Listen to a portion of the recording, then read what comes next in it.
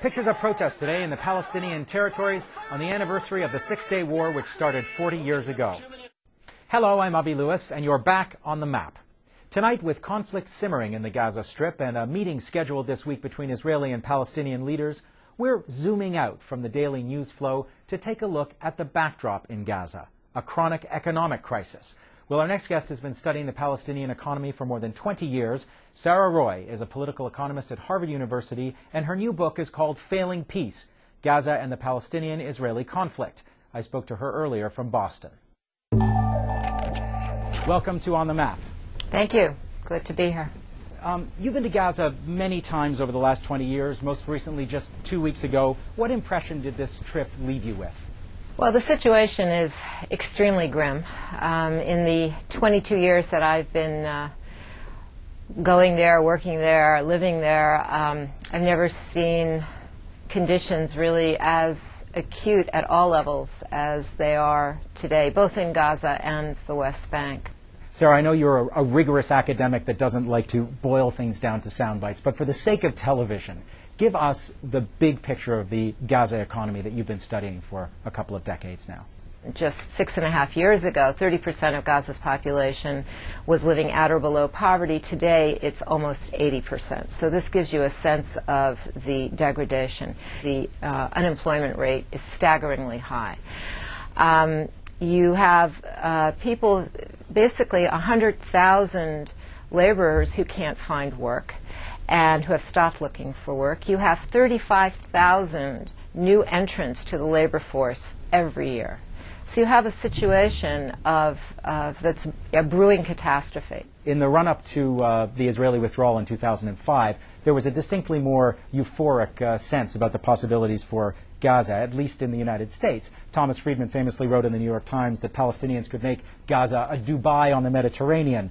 Clifford May, a former New York Times correspondent, said around the same time, if Gaza's leaders and people were determined to turn Gaza into a Singapore or a Hong Kong, what would stop them? So what stopped them?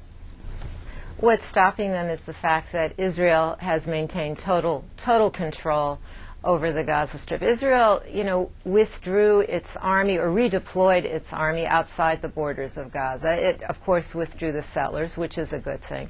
But what those two individuals fail to acknowledge is that for the last 40 years, Israel very seriously underdeveloped, developed, weakened the Gaza economy. It made Gaza's labor force extremely dependent on employment inside Israel and then cut off all employment, or most employment. By 2008, the Israelis have said they will not allow one Palestinian worker into Israel.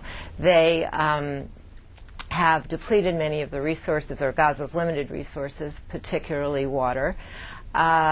And have created a situation of great dependency, have restricted the development of Gaza's own economy, have weakened institutions terribly by not allowing various kinds or various forms of institutional development.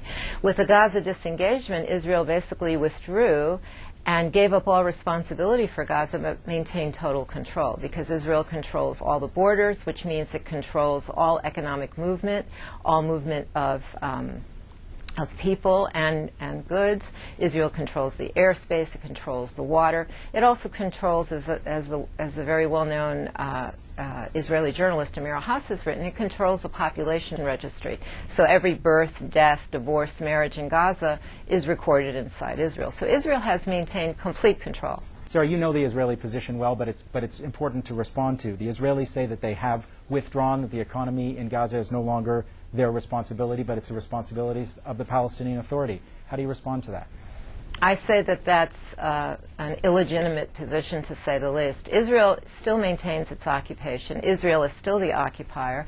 And Israel has a complete responsibility and should be held accountable for Gaza and for what's happening in Gaza, because Gaza, quite simply, would not be in the position that it is in today if it hadn't been for 40 years of very damaging and egregious Israeli policies. Now, this is not to say that the Palestinian Authority hasn't played a damaging role, and this is not to say that Palestinians themselves don't have a certain level of responsibility as well.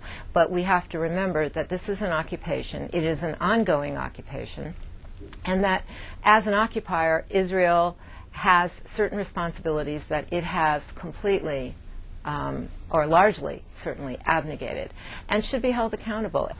But the withdrawal really represented the end of at least a 10-year process whereby the Israeli government tried to divide or separate Gaza from the West Bank. And this goes back to the beginning of the Oslo process in 1992. Absolutely.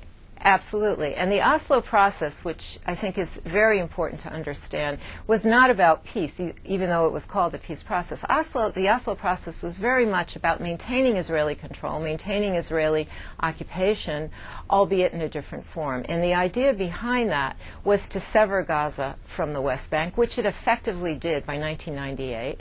And it was during this process, one should remember, that Gaza became, in effect, an encircled and closed prison, where the movement of people, particularly, and goods, economic goods, became extremely restricted.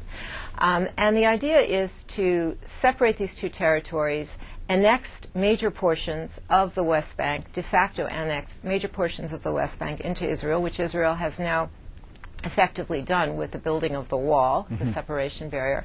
And the idea is to treat Gaza as the nascent Palestinian state. We have managed just to scratch the surface, but we're out of time. Thanks for being on the map. Thank you very much. The G8 has broken so many promises to Africa, it's a scandal we're calling Promisegate. Back in 3 minutes. Promise.